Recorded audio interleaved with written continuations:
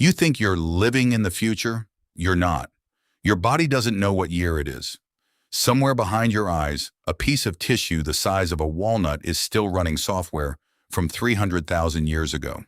And it has never once been updated. Not when you got a smartphone, not when you moved into an apartment with locked doors, climate control, and food that arrives in 15 minutes. Evolution didn't get the memo that the danger stopped. In the 1990s, evolutionary psychologists Leda Cosmides and Tooby gave this a name. They called it the environment of evolutionary adaptedness, the world your mind was actually designed for. Not this one, a different one. Small bands, constant scarcity, predators in the tall grass, total permanent uncertainty about whether tomorrow's food would exist. That world lasted almost the entirety of human history. This one, the one with grocery stores and Wi-Fi and central heating, has existed for a few hundred years. A blink, less than a blink. If human history were a single day, agriculture didn't arrive until 11:56 p.m. Cities later. The internet, in the last half second before midnight.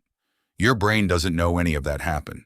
It's still down there, running the same operating system, negotiating with a world that vanished 12,000 years ago.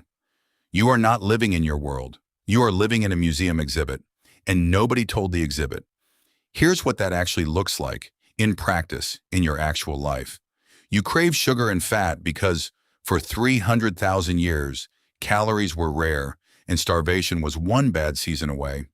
Your brain built a reward system that screams yes at anything dense with energy, because the ancestors who felt nothing at the sight of fruit or fat didn't survive to pass down that indifference. You inherited the craving from the ones who craved hardest. Now you live 200 feet from a gas station open 24 hours a day, and the craving hasn't turned off. It can't turn off. It doesn't know the famine ended. You feel a hit of anxiety when your phone buzzes, not curiosity or anxiety. A small, involuntary jolt, like something's wrong before you even know what it is. Neuroscientist Robert Sapolsky spent decades studying exactly this failure point.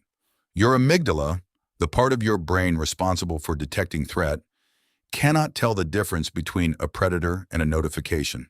Same cortisol spike, same fight or flight cascade. The chemical response built to save your life from a lion is now firing off because someone left you on red. Your body was built to handle acute danger, short bursts, a few minutes of terror, then relief, then rest.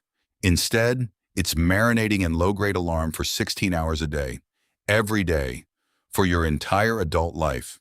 We are quite possibly the first species in the history of this planet to be chronically, permanently stressed by things that cannot actually kill us.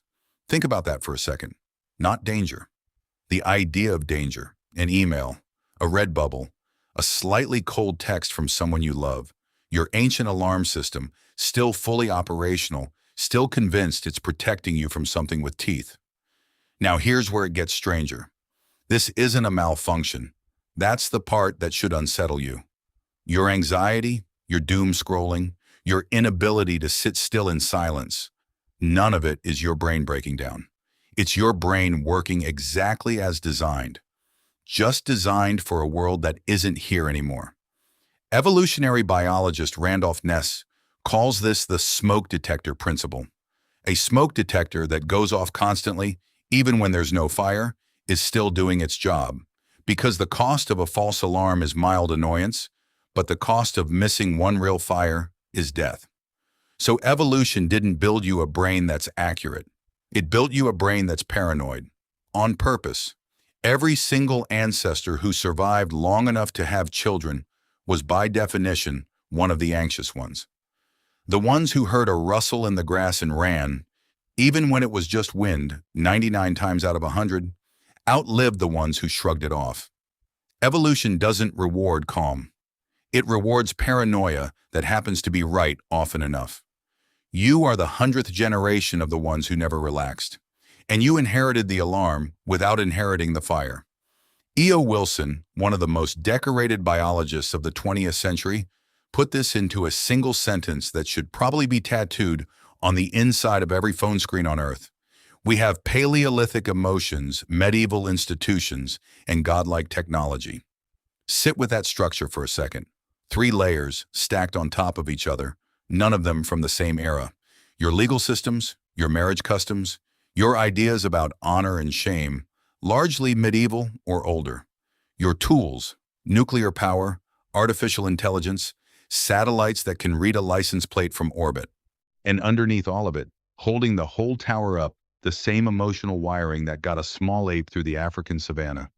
You are not one coherent person from one coherent time. You are 3 different eras of history, wearing a single body, pretending to be one thing. Here's the part that gets genuinely dizzying if you let it.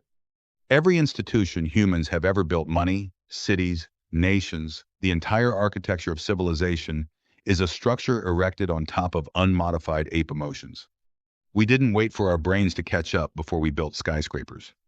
We just built them anyway, and asked Stone Age minds to live inside them and call it normal. Status anxiety.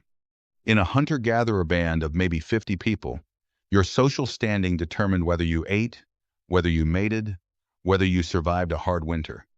Losing status wasn't embarrassing. It was potentially fatal. Your brain still treats it that way, which is why a single dismissive comment from a stranger online can wreck your entire afternoon. Your nervous system doesn't know the difference between someone in my tribe of 50 thinks less of me and someone on the internet I will never meet posted something mean. It responds to both like your survival is at stake. Because for most of human history, it was loneliness. For 300,000 years, being separated from the group meant death, no protection, no shared food, no one to watch your back while you slept. Your brain built an alarm for isolation as intense as its alarm for physical pain. Literally, the same regions activate. Now you can be surrounded by people, coworkers, notifications, a feed of thousands of friends, and still feel that ancient isolation alarm screaming, because none of those connections are the kind your nervous system was built to recognize as safety. You can be more connected than any human in history and still feel more alone than almost anyone who ever lived. That's not a contradiction. That's the mismatch working exactly as designed. You cannot think your way out of it. You cannot meditate it away, or productivity hack it away, or read one more book about habits and finally win. Because the thing you're fighting isn't a bad habit. It's not a flaw in your character.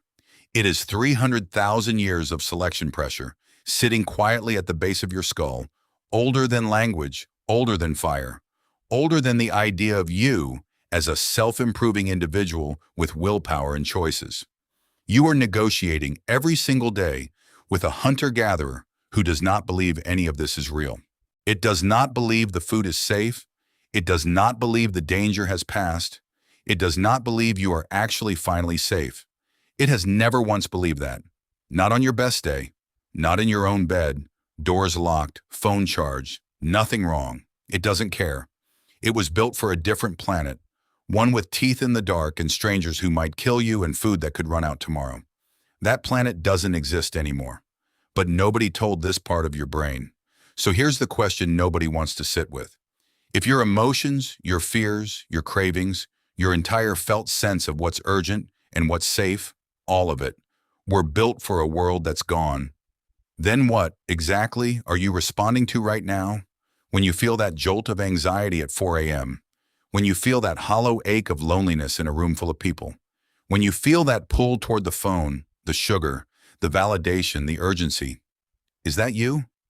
Or is that 100,000 generations of ghosts still bracing for a lion that left the savannah before your species even had a word for time? You think you're living in the future? You're not.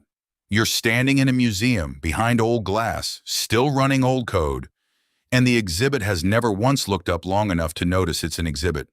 It just keeps running, waiting for a danger that isn't coming. Still.